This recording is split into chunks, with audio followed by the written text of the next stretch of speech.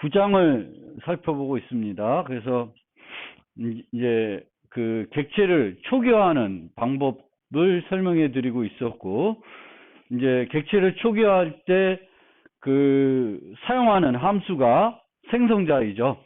근데 생성자 중에 기본 생성자, 뭐 복사 생성자 이런 특수한 생성자들이 있고요. 이제 그 중에 이제 복사 생성자를 좀 살펴볼 차례입니다. 그래서 복사 생성자는 같은 타입의 객체를 인자로 받아서 그 객체와 똑같은 상태를 가지도록 객체를 생성할 때 사용하는 생성자가 되겠습니다. 복사 생성자.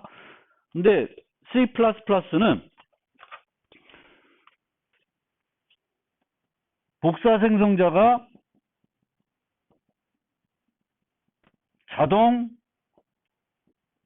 호출되는 경우가 있어요. 자동으로 호출되는 경우. 그게 언제냐? 두 가지가 있는데, 첫 번째가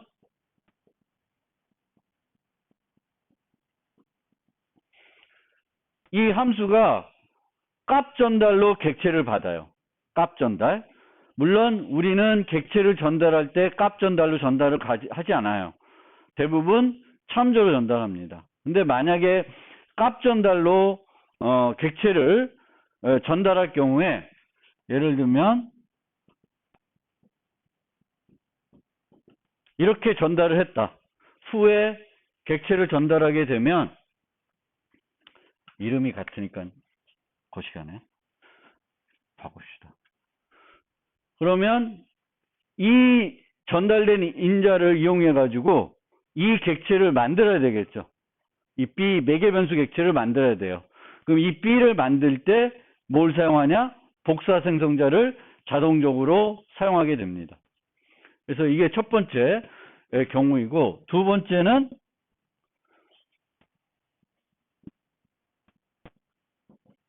이런 함수가 있어요. 객체를 참조나 주소로 반환하지 않고 그냥 반환하는 경우가 있습니다. 그러면은 막 쓰다가 a 이퀄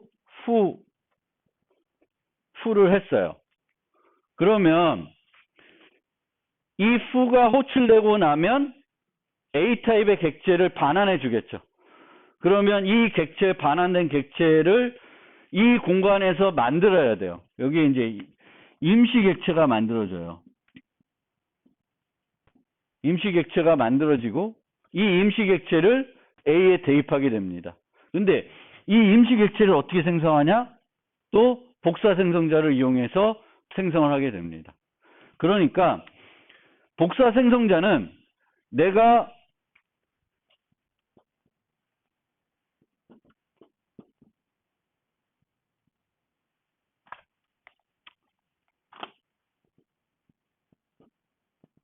이렇게 직접적으로 내가 어떤 객체를 생성할 때 복사 생성자를 불러서 생성할 수가 있어요.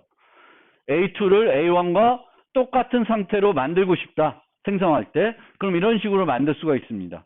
이건 내가 직접 복사 생성자를 호출해서 사용하고 있는 거예요. 하지만 여기와 이 경우는 내가 직접 호출하고 있진 않아요. 하지만 이렇게 사용하게 되면은 시스템에서 자동적으로 복사 생성자를 사용하게 됩니다. 이렇게 복사 생성자를 자동적으로 사용해야 되기 때문에 내가 만들지 않더라도 시스템에서 자동적으로 복사 생성자를 만들어줍니다. 그러니까 내가 A라는 클래스를 만들었는데 이 A라는 클래스에 내가 복사 생성자를 정의하지 않았어요. 그래도 복사 생성자를 정의하지 않아도 자동으로 시스템에서 복사 생성자를 만들어 가지고 내 클래스에 넣어주는 거예요. 내 클래스엔 복사 생성자가 없지만 실제로는 있는 거죠. 시스템에 자동으로 제공해서 넣어주니까 들어오는 거예요. 그리고 그 들어온 생성자를 이제 시스템에서 이용하게 됩니다. 물론 내가 직접적으로 복사 생성자를 정의하면 내가 정의한 걸 사용하겠죠. 근데 내가 정의한 걸 정의하지 않으면 시스템에서 자동적으로 제공해 준다는 거예요. 그래서 자동으로 제공해 줍니다.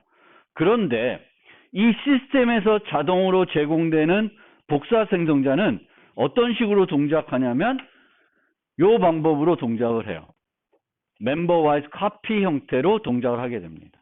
멤버와이즈 카피. 그래서 멤버와이즈 카피는 멤버 변수가 5개 있으면 5개를 각각 독립적으로 복제를 해주는 거예요. 각각 5개를 독립적으로 복제를 해줍니다. 그게 이제 C++의 기본적인 동작 방식이에요. 멤버와이즈 카피. 그러면 내가 만드는 클래스가 멤버와이즈 카피로 멤버 기반 복사로 충분히 잘 동작해. 문제가 없어. 그럼 내가 굳이 복사 생성자를 만들 필요가 있을까요? 필요가 없죠. 왜냐하면 시스템에서 그냥 만들어주는데 내가 굳이 그걸 만들 이유가 없습니다. 그래서 내가 어떤 클래스를 만드는데 이 클래스는 멤버와이즈 카피를 하더라도 아무런 문제가 없어요. 그러면 어떻게 해요? 내가 안 만들어요. 내가 안 만들고 그냥 시스템에 만들어준 거를 나는 그냥 고맙습니다 하고 쓰면 돼요. 그럼 언제 내가 복사 생성자를 정해야 되냐? 얘를 해줘야 될 때 내가 직접 정의를 해줘야 됩니다. 딥 카피가 필요한 애들이다. 내가 만든 클래스가 딥 카피가 필요한 애다. 그러면 나는 직접적으로 복사 생성자가 딥 카피를 하도록 정의를 해줘야 됩니다. 정의를 해줘야 돼요. 그럼 언제 딥 카피가 필요하냐? 언제? when? 언제 필요하냐? 언제 필요하냐 하면은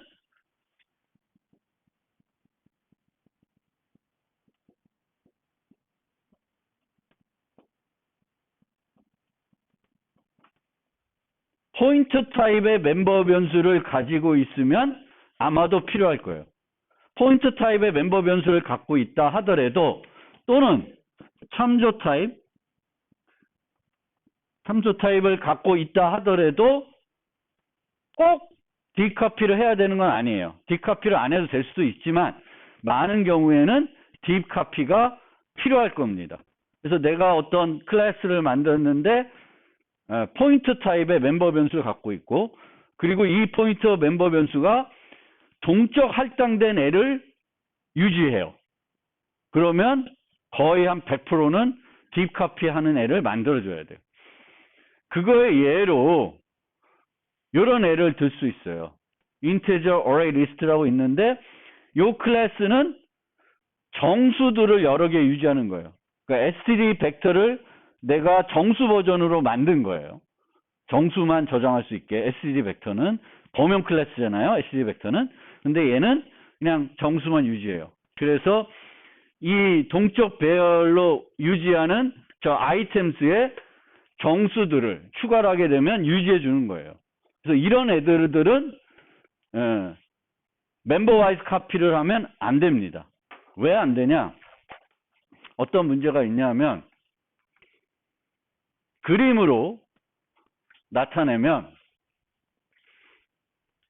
코드로 한번 그 느낌을 요 샬롯 커피, 멤버와이즈 카피, 딥 카피를 느낌을 이렇게 좀 제공해 주면은 얕은 복사, 샬롯 카피라고 하는 건 C++에서는 안 쓰는데 다른 언어들, 예를 들면 자바 같은 데는 샬롯 카피, 딥 카피 요 두 개만 존재해요. 멤버와이즈 카피라는 게 존재하지 않아. 근데 C++는 샬롯 카피라는 건 안 쓰고 기본적으로 제공하는 게 멤버와이즈 카피이고 내가 기본적으로 제공한 걸 쓰거나 아니면 얘가 문제가 있으면 얘를 안 쓰고 내가 직접 딥 카피하는 걸 만드는 거예요. 그래서 샬롯 카피는 어떻게 하는 거냐면 얘가 새로 만드는 애예요. 그리고 other가 인자로 주어진 객체예요. 그럼 얘와 똑같은 상태를 만드는 거잖아요. 그럼 샬롯 카피는 요 other 객체가 갖고 있는 차지하고 있는 공간이 있겠죠. 객체가 차지하고 있는 공간. 그 공간을 새 객체 공간에 메모리 복사하는 거예요.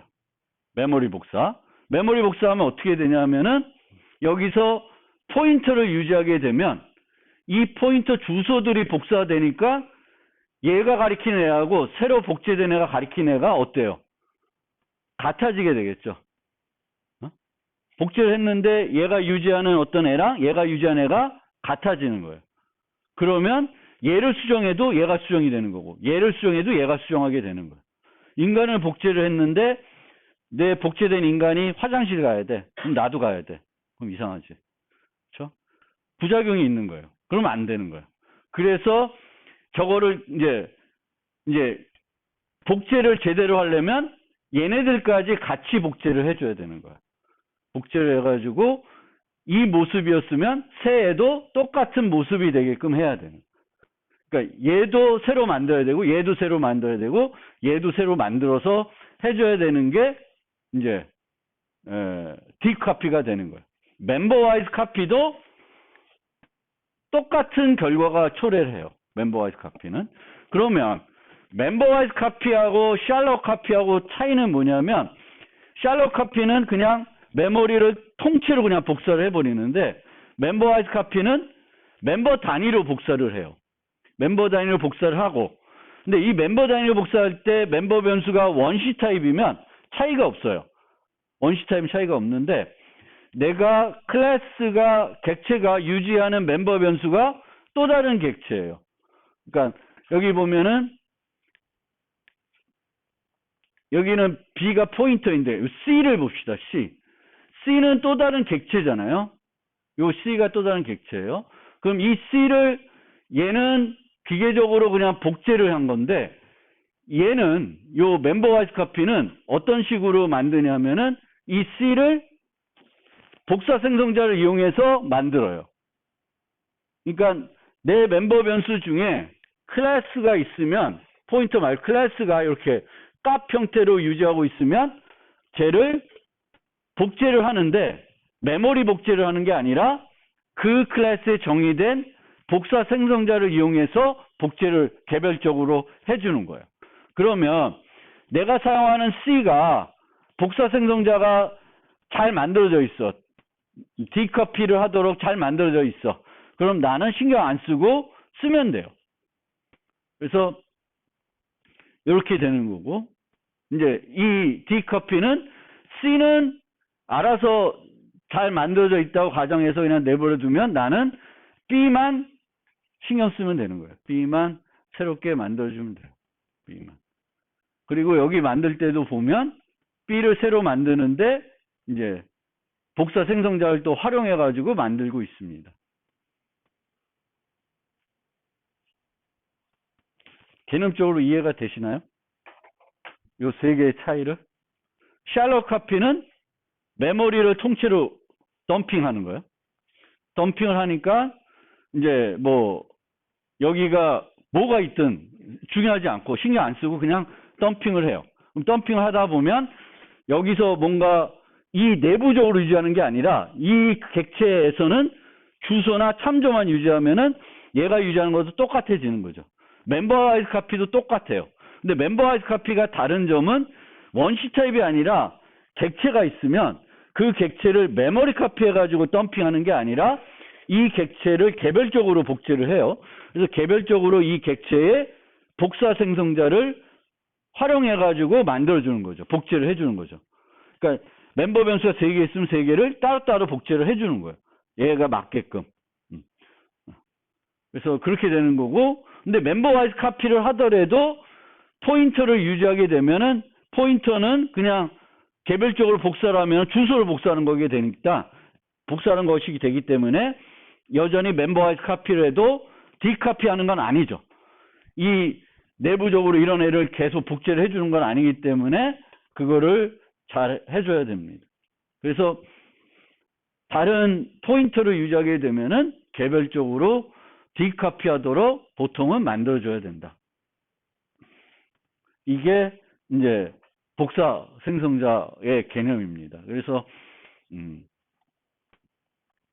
그러면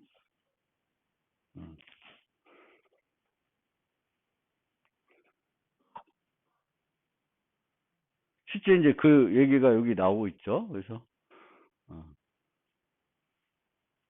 이럴 때 쓰는 게 이제 문제가 되는데 실제로 이런 경우는 거의 안 쓰여요. 우리가 프로그램 할 때 이렇게 안 해요. 비용이 발생할 뿐만 아니라 문제가 될 수 있으니까 이런 식으로 객체를 함수에 전달하지는 않습니다. 많은 경우에. 그래서 이런 경우를 걱정해서 디커피를 만들 필요는 없는데 이 경우도 마찬가지고요. 이 경우도 또 뭐 RBO 뭐 여러 가지 복잡한 게 있어가지고 크게 문제가 안 될 수도 있어요. 이 두 가지 경우에는. 기존에는 문제가 됐었는데 이제 지금은 얘는 그 참조 전달을 쓰면은 이제 여기서 복사 생성자가 호출하는 걸 아예 일어나지 않도록 할 수가 있고, 얘는 조금 복잡한 얘기니까 나중에 한 번 더 얘기를 할 테고, 이렇게 만드는 경우는 있는데 이럴 경우에는 이제 문제가 되겠죠. 그래서 이럴 때는 이제 이 A라는 클래스가 딥 카피가 필요한 애면은 내가 반드시 그 복사 생성자를 디카피하도록 잘 정의를 해줘야 됩니다. 그리고 그걸 잘 정의하려면 내가 쓰는 어떤 클래스들이 있으면 그 클래스가 복사 생성자를 또 잘 정의하고 있어야 돼요. 그게 잘 정의가 안 돼 있으면 내가 복사 생성자를 만들 때 만들기가 어렵습니다. 그래서 하나만 잘 만들어야 되는 게 아니라 전체적으로 내가 쓰는 것들이 다 복사 생성자가 잘 만들어져 있어야 되겠고, 보통 이런 경우인데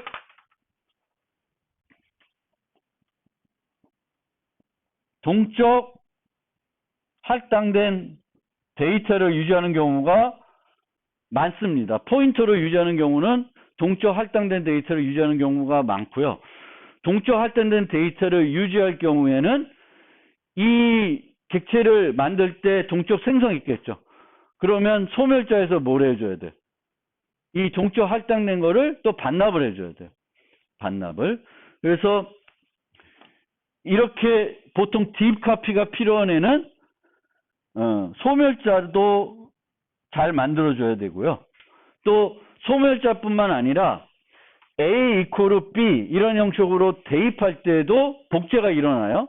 근데 이때는 이퀄 연산자가 호출돼서 실행이 되는데 이 연산자도 내가 안 만들면 시스템에서 자동으로 제공해줘요. 근데 이 대입 연산자도 어떤 방식으로 동작하냐면 멤버와 카피하는 형태로 동작합니다. 시스템에 제공해 주는 건. 그러면 내가 디카피하는 그 복사 생성자를 만들어야 되면은 대입 연산자도 복사 대입 연산자도 또 디카피 하도록 자중 정의를 해줘야 돼요. 그래서 요 세 개를 합쳐가지고 그 C++에서 뭐라 그러냐면은 빅3라 그래요. 빅3.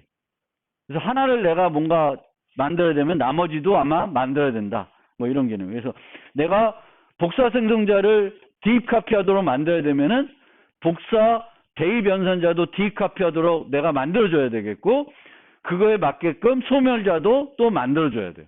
그래서 쟤네들 합쳐서 빅3라 그래요. 빅3. 빅3. 그 다음에 이제 C++11 오면은 저 빅3에다가 이동 복사 생성자, 이동 대입 연산자를 합쳐서 빅5라 그래요.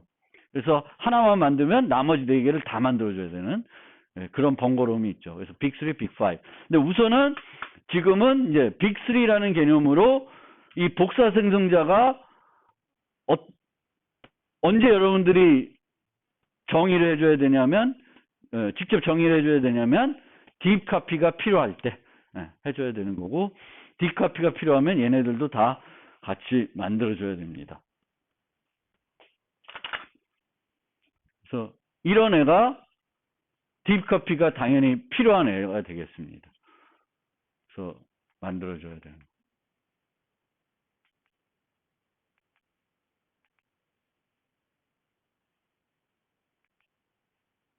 만약 딥카피를 안 하면 저런 함수에 이렇게 얘를 값 전달하게 되면 얘도 메인에 있는 A도 요 동적 배열을 가리키고 있고, 그 펑에 있는 B 매개 변수 객체도 똑같은 얘를 가리키게 되는 거예요. 내가 D카피를 만들어주지 않고 이제 시스템에서 제공해주는 멤버와이즈 카피만 사용하게 되면은 이제 두 객체가 복제된 객체가 똑같은 걸 가리키게 돼서 얘를 수정하나 이제 문제가 되는 거고, 더 큰 문제는 보통 이제 이렇게 된 애들은 그 사용하고 나서 소멸하게 되면은 그 동적 할당된 거를 딜리트 하게끔 소멸자를 만들게 돼요.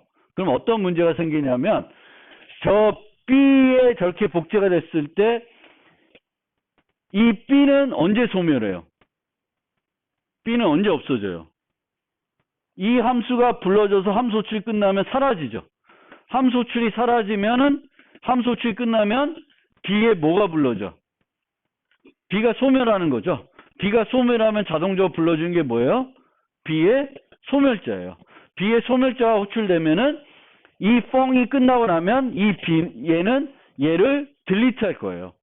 그럼 딜리트하고 난 애를 메인에서 또 접근하게 되는 거죠. 그럼 문제가 있는 거죠. 좋은 방법이 아닌 거죠. 그래서 이런 문제들을 이제 해결하려면 딥 카피를 하는 복사 생성자를 여러분들이 잘 만들어 줘야 됩니다. 그럼 어떻게 만드냐? 멤버 변수들이 있어요. 그러면 이 멤버 변수들은 우리가 어디서 초기화를 해요? 명백한 초기화하거나 초기화 목록을 쓰는 거죠. 그런데 요 인자를 이용해서 초기화해야 되니까 이제 복사 생성자는 요 인자를 받아서 똑같은 타입의 클래스겠죠. 똑같은 타입의 클래스를 받아서 이제 이 문제가 없는 애들, 원시 타입들 뭐 이런 또 그 디커피가 필요 없는 애들은 여기서 다 똑같은 애로 만들어주면 돼요. 그리고 이제 문제가 되는 애들만 신경 써서 프로그램하면 됩니다. 이 경우에는 이 리스트라고 하는데 아이템스라고 하는데 이 아이템스를 새로 공간을 확보해주고 그 공간의 내용을 이 아더가 유지하는 그 리스트와 똑같은 데이터를 유지하게끔 복제를 해줘야 되는 거죠. 그러니까 D카피, 그러니까 문제가 되지 않는 요소들은 그냥 여기서 A, other.A, B, other.B 이런 식으로 개별적으로 대입해 주면 되고요. 문제가 되는 애들은 이제 어떤 문제가 있는지에 따라서 거기에 맞게끔 해주면 돼요. 보통은 이제 동적할 때는 데이터들이 문제가 되기 때문에 여기 이제 초기화 목록에서는 공간을 확보해 주고 몸체에서 그 공간 확보된 데에다가 얘와 똑같은 데이터를 유지하게끔 복사해주는 코드가 여기에 이제 들어가면 됩니다. 몸체 들어가면 되겠고, 이 복사 생성자는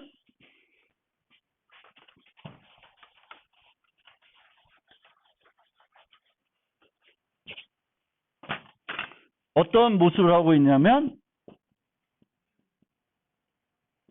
요 모습이에요. 참조예요. 만약 이렇게 복사 생성자를 정의하면 어떻게 되겠어요? 이렇게 정의하면은 객체를 값전달로 불렀죠. 그러면 여기서 이 아더를 또 만들어야 되죠. 근데 아더 만들 때 뭘 불러? 자기 자신을 또 복사 생성 불러야 되죠. 그럼 여기서 뺑뺑 돌겠지. 그러니까 이렇게는 안 되고 이제 이렇게 만들어요. 근데 여기서도 이 아더를 이 안에서 수정할 일은 없겠죠. 복제해서 이 값들을 이용해서 얘를 만드는 거니까 이제 복사 생성자의 모습은 이 모습입니다. 복사 생성자의 모습. 그리고 이제 조금 더 뒤에 가면은 복사 생성자를 만드는 방법이 있어요. 복사 생성자를 만드는 그 프로그래밍 스타일이 있는데 그거를 우리가 copy swap idiom이라는 게 있어요. 그래서 보통 복사 생성자를 우리가 만들 때 요 기법을 사용합니다. 이 기법은 어떻게 쓰는지는 조금 더 뒤에 가서 설명드릴게요. 실제 복사 생성자를 직접 같이 만들어 보면서 그때 설명드리고, 지금은 복사 생성자가 뭐고 어떻게 동작하는 거고 언제 꼭 우리가 직접 정의해야 되는지 그거만 조금 이해해 주고 넘어가면 되겠습니다.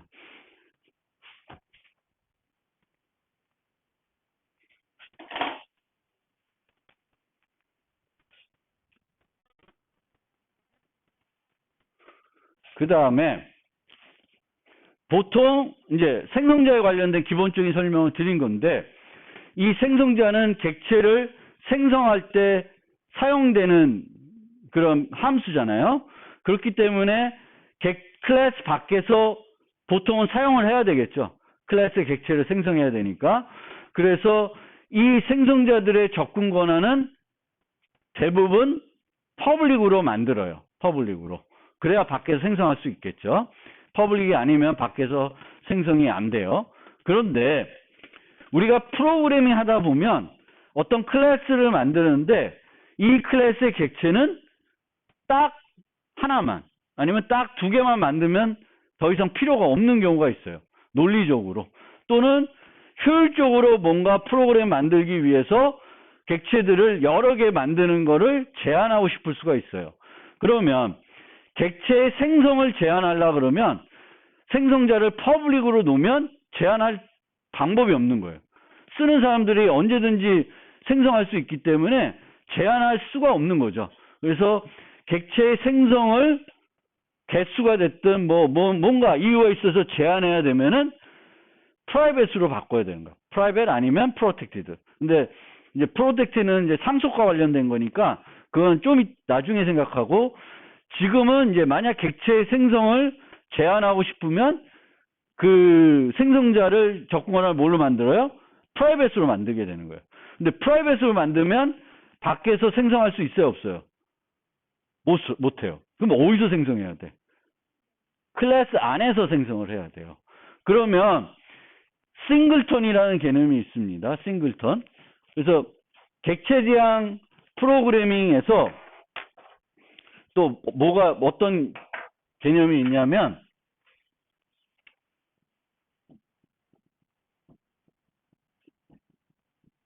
디자인 패턴이라는 개념이 있어요. 설계 패턴. 그래서 이 설계 패턴은 뭐냐면은 우리가 프로그램을 하는데, 프로그램이 어제 만들어진 건 아니고 아주 오래된 역사 동안에 계속 프로그래밍이 해왔을 거 아니에요. 그럼 여러분들이 어떤 응용을 만들려고 그러면 그 응용에서 만들어야 되는 어떤 문제나 어떤 구조나 설계 구조나 프로그래밍 구조를 여러분이 처음 만들지 않을 거예요. 이미 많은 사람들이 여러 형태의 프로그램들을 많이 작성해 왔을 거예요. 그럼 그런 여러 프로그램들이 개발한 것들 중에 되게 괜찮은 그 형식들이 있을 거 아니에요. 그 형식들을 모은 것이 디자인 패턴입니다. 그래서 이런 형태의 어떤 문제나 설계 문제를 해결해야 되면은 내가 고민해서 만드는 게 아니라 설계 패턴을 배우고 나면 그걸 갖다가 쓰는 거예요. 아, 내가 지금 해결할 문제가 이거 문제구나. 그러면 이 설계 패턴을 갖고 와서 따라 해가지고 만들면 되는 거예요. 그러면 코드가 훨씬 좋은 코드가 되는 거예요. 그래서 이 설계 패턴 중에 하나가 싱글톤이라는 패턴이 있어요. 싱글톤은 클래스의 객체를 몇 개? 하나만 생성하는 거예요. 하나만. 그래서 하나만 생성하는 거고, 그 하나만 생성할 때 C++에서는 어떻게 하냐면 우선 생성자를 프라이빗으로 만들어요. 프라이빗. 그럼 밖에서 생성이 안 돼. 그럼 내부에서 생성을 해줘야 되겠죠. 내부에서 생성을 하고 그 생성된 애를 다른 사람들이 쓸 수 있게 해줘야 돼요. 그래서 그걸 쓸 수 있게끔 getInstance라는 메소드를 만들어줍니다. 그래서 내가 A의 객체를 필요하면은 이런 식으로 A의 getInstance를 불러서 만들어 놓은 유일한 객체를 가져다가 필요할 때 사용하는 거예요. 전역 변수를 막 쓰듯이 아무 데나 갖다가 쓰는 거예요. 이게 싱글턴이에요. 그런데 싱글턴을 C++에 어떻게 만드냐면은 여기다가 지역 변수로 스태틱 객체를 만들어요. 스태틱 객체. 함수에서 스태틱 변수는 뭐예요? 그 변수는 수명이 프로그램 수명이 되죠. 그래서 여기다가 만들고 얘를 항상 리턴해 주는 거예요. 그러면 다음에 또 호출한다고 해서 얘를 새롭게 만드는 건 아니죠. 이미 만들어져 있는 애를 반환해 주는 거예요. 그리고 만약 이런 식으로 C++에 싱글턴을 만들어서 쓸 거면은 복사 생성자하고 복사 대입을 equal delete 해줘야 돼요. equal delete는 처음 보는 거죠. 그 전에 봤던 게 뭐야? equal default죠. default는 시스템에서 제공되는 걸 내가 그냥 쓰겠다는 거예요. equal default는 시스템에서 제공되는 걸 쓰면 안 된다는 거예요. 시스템에 제공되는 걸 나는 거부하겠다는 거예요. 그래서 equal delete 해주면 복사 생성자하고 복사 대입이 없는 클래스가 돼요. 왜냐하면 복사 대입하고 복사 대입, 복사 생성자 복사 대입이 존재를 하면 얘가 유니크하다는 거가 깨지게 되죠. 복제를 해서 또 만들고 또 만들고 또 만들 수 있으니까 유니크하다는 게 깨지는 거예요. 그래서 C++에서 만약 싱글턴이라는 개념을 쓰고 싶으시면 이제 이런 스타일로 쓰게 된다. 그냥 팁으로 알아두시면 되겠습니다. 혹시 나중에 필요하시면. 그리고 저 디자인 패턴과 관련돼서 관심이 있다. 객체지향 프로그래밍을 조금 고급스럽게 하고 싶다. 그럼 이제 여러분들이 디자인 패턴을 이제 C++ 배우고 나서 공부해 보셔도 되고요. 수업 시간을 통해서 배우고 싶으면 3학년 2학기 과목이 있습니다. 제가 하는 객체지향 설계 개발론이라는 과목이 있는데 거기 오시면 한 학기 동안 설계 패턴을 강의해요.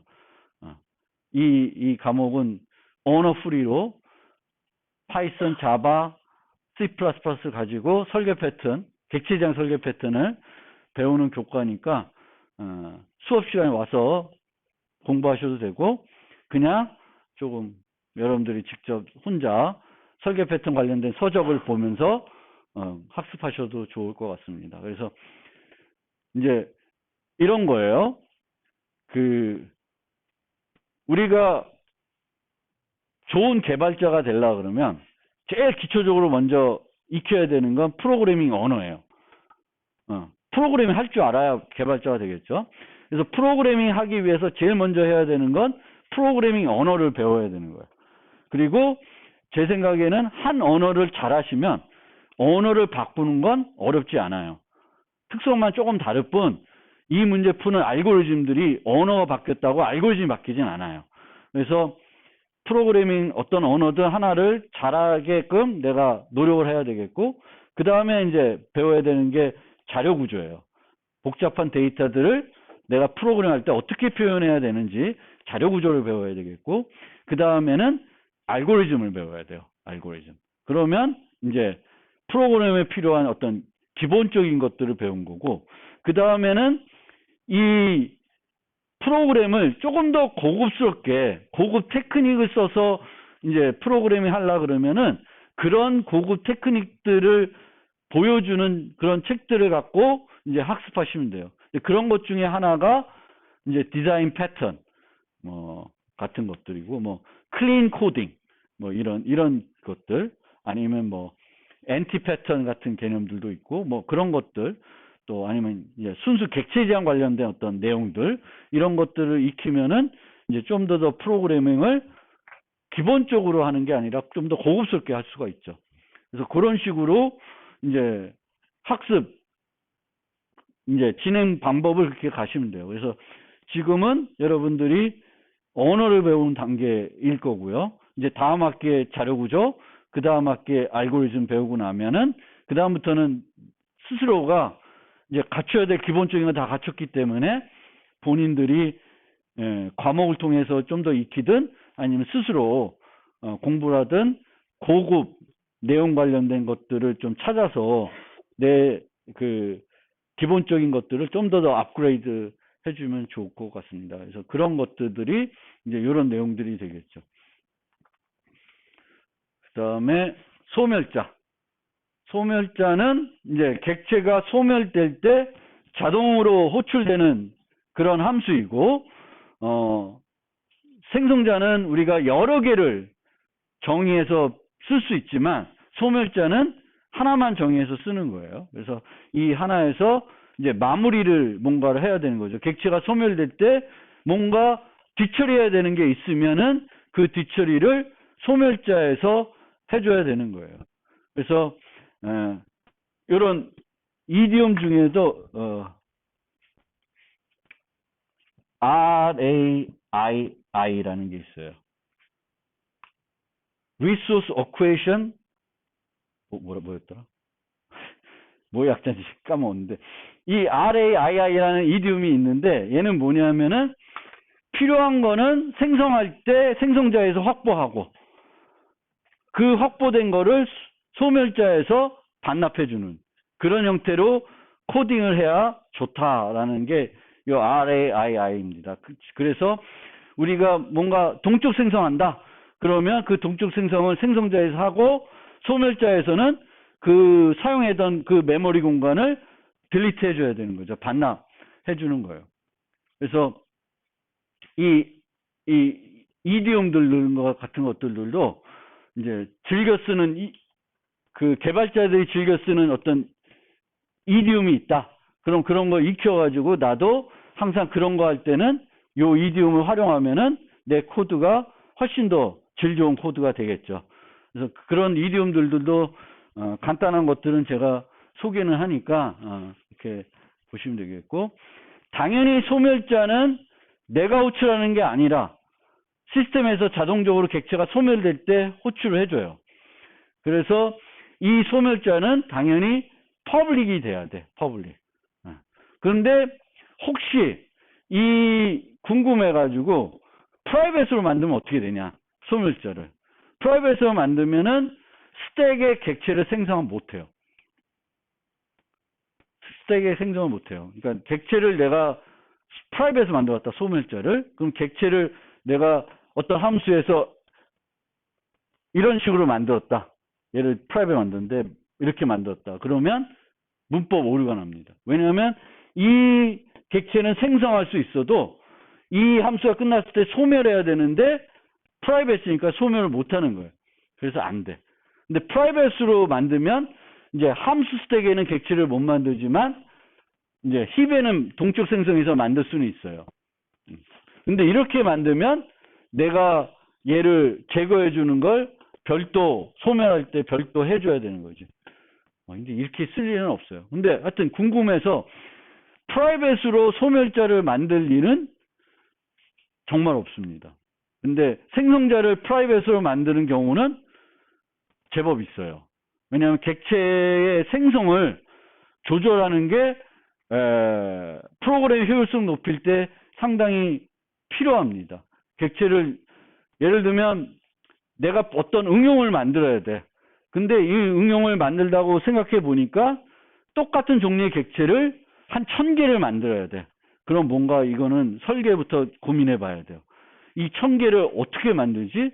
어떻게 효율적으로 이걸 관리하지?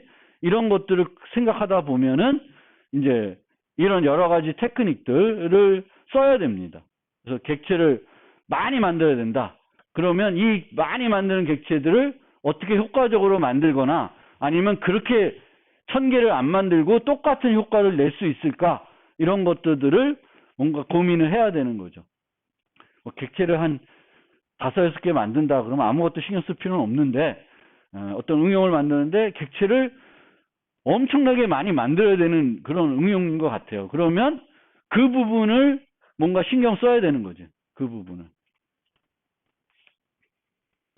그 다음에 이제 접근자 수정자인데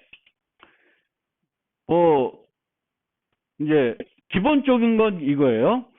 객체가 상수가 아니야. 상수면은 getter 만들 필요 있을까요? 없을까요? 상수다. 그럼 getter를 만들 필요가 없습니다. 프라이빗으로 getter를 상수를 프라이빗으로 접근 권한을 줄 이유가 별로 없어요. 왜냐하면 얘는 밖에서 수정할 수가 없습니다. 초기화된 상태대로 그대로 소멸될 때까지 가기 때문에 이런 애는 get 뭐 해가지고 함수로 만들어가지고 걔를 접근하게 만들 필요가 전혀 없어요. 그러면 이제 어떤 애들에 대한 get터가 필요하냐? 변수들이죠. 값이 바뀔 수 있는 애.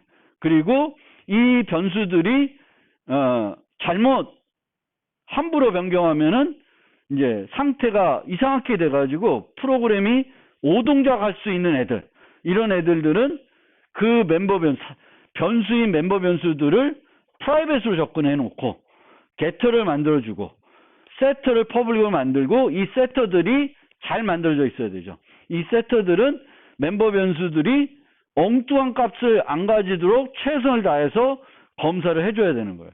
그래서 강건하게 프로그램들을 만들어줘야 되는 거죠. 그러면 이제 멤버 변수가 원시 타입이에요. 그러면 이 원시 타입의 getter를 만드는 건 어렵지 않죠. 그냥 뭐 나이가 있다. 나이인데 얘를 int 타입이에요. int age라는 걸 만들었어요. 그러면 int get age 하면 되는 거지. 뭐 별거 할 거 없죠. 그리고 이런 이제 getter들은 상태를 수정하지 않을 테니까 const로 수식해 주시면 되는 거예요. 그런데 멤버 변수가 원시 타입이 아니라 클래스다. 클래스예요. 클래스이면은 아까 int get age처럼 값으로 데이터를 반환해 주면 그 반환 과정에서 비용이 많이 들어가는 거죠. 복사 비용이 들어오고 복사 생성자가 그냥 불필요하게 호출될 수가 있으니까 이제는 이런 경우에는 C++는 뭘 할 수 있어요? 참조로 반환할 수가 있습니다. 이렇게 하면 무겁다는 거예요. 이해됐죠? 이 웨폰이라는 게 이제 클래스예요. 그리고 이 유닛은 이 웨폰을 멤버 변수로 유지한다는 거예요. 그러면 얘를 이런 식으로 반환하면은 무거워요. 그래서 어떻게? 참조로 반환하는 거예요. 근데 우리가 일반적으로 함수에서 지역 변수는 참조나 주소로 반환할 수가 없죠. 함수에서 일반적으로 지역 변수는 참조나 주소로 반환할 수가 없습니다. 왜냐하면 함수가 종료되면 그 지역 변수는 자동 소멸되는 애니까 끝나고 나서 접근해서 쓰면 안 돼요. 그런데 객체는 그 객체를 내가 getter를 부를 수 있다는 건 그 객체는 살아있다는 거죠. 그리고 그 함수를 부르고 나도 객체는 여전히 살아있겠죠. 쓰는 동안에 살아있을 거예요. 그래서 객체의 멤버 변수는 무거운 애들은 뭘로 반환할 수 있어요? 참조나 주소로 반환할 수 있고 주소로 반환하면 사용하기가 불편하니까 보통 C++에서는 이제 참조로 반환하는 거예요. 그런데 이렇게 반환하면 어떻게 돼요? 참조로 반환하고 있죠. 근데 const가 아니야. 그래서 이렇게 반환하게 되면은 저 참조를 받아가지고 웨폰을 수정하게 되면 이 유닛이 유지하는 웨폰의 특성이 바뀌게 되는 거예요. 그러면 이거는 객체 제한 캡슐화의 위배가 돼요. 객체 제한 캡슐화라는 건 뭐냐면은 그 객체가 유지하고 있는 상태는 그 객체가 제공하는 메소드를 통해서만 수정이 돼야 돼요. 근데 이렇게 내가 주소나 참조를 받아가지고 수정하게 되면은 직접적으로 수정하는 게 아니라 간접적으로 수정하게 되는 거고, 그러면 캡슐화 측면에서 안 좋아요. 그러면 어떻게 해야 돼? 컨스트를 붙여서 참조로 받더라도 얘를 보기만 하는 거지, getter니까. 이 웨폰의 상태나 특성을 못 바꾸게 해야 되는 거예요. 그래서 컨스트고 여기도 컨스트 붙어야 돼요. 근데 여기만 붙이면 이거 에러예요. 여기만 컨스트 붙이면 안 돼요. 컨스트를 여기다 붙이는 게 이제 중요한 거고. 근데 여기다 붙이면은 여기도 붙여야 되는 필요가 있는 거죠. 얘는 getter니까 이 웨폰을 수정하지 않는 거죠. 수정할 수가 없는 거예요. 그래서 이제 내가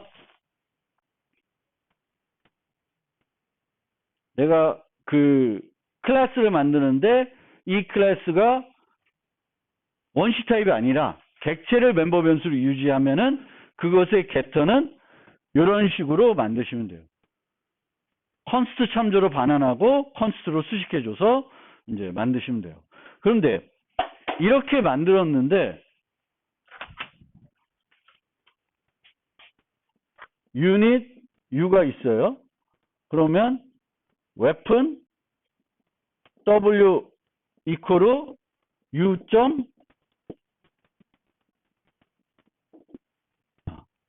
get weapon 했다.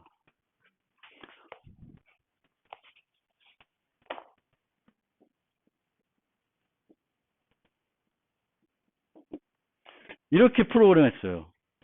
그러면은 get weapon 하면은 얘가 참조로 반환하겠죠. 근데 그 참조로 반환한 애를 값으로 받고 있어요. 그러면 참조로 반환한 애를 복제해가지고 얘를 만들어주겠죠. 그러면 얘를 참조로 반환한 이유는 뭐예요? 불필요한 복사를 없애려고 하는 거지. 근데 얘는 열심히 노력해서 참조로 반환했는데 얘는 값으로 받아버리면 아무런 의미가 없겠죠. 그럼 어떻게 받아야 돼?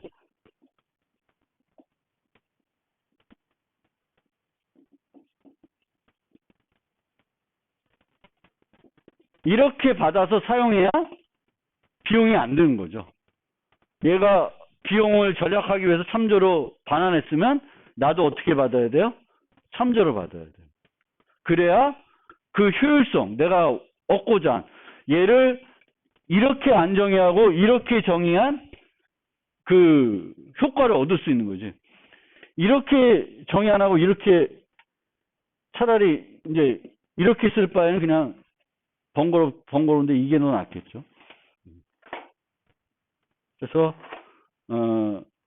접근자는 뭐 별거 없는데 캡슐화 개념을 잘 생각하시고 무거운 것들은 이제 객체는 참조로 반환할 수 있다. 그런데 여기서 여기에 이제 여기 요것도 기억해 주세요. 참조로 오래 사용하면 소멸된 것을 참조할 수 있다.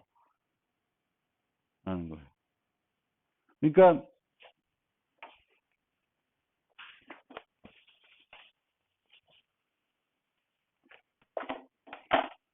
프로그램 구조에 따라 다를 텐데 함수가 있어요. 그럼 여기서 유닛을 만들었어요. 그래서 막 써서다가 웨폰 컨스트 해가지고 웨폰 뭐 해가지고 U의 무기를 받아가지고 잘 놀았어요. 그러면 이 순간이 되면 이 유닛은 어떻게 돼요? 소멸하겠죠. 프로그램 끝나면. 그러면 요 참조도 이제 계속 이 이후에는 쓰면 안 되겠지. 근데 내가 참조를 해놓고 얘를 이 밖에서 어디 보내가지고 계속 쓰고 있다. 그러면 안 되겠죠. 그러니까 참조를 받으면 순간적으로만 써야 되는 거지 그 참조를 받은 거를 뭐 저장했다가 계속 쓰고 있으시면 안 돼요. 레퍼런스는. 왜냐하면 내가 참조하는 것이 언제 소멸할지를 또 잘 생각해서 프로그램을 해야 된다는 거예요. 그러니까 내가 참조할 수 있다고 해서 내가 참조하는 것이 영원히 존재한다는 보장은 없죠. 언제까지 존재할지는 내가 잘 파악하고 써야 되는 거예요. 그래서 효율적으로 쓰기 위해 참조를 받았으면 그렇게 쓰면 되는데 이 참조는 얘가 유효할 때까지만 유효한 거라는 거를 여러분들 기억하고 쓰셔야 됩니다.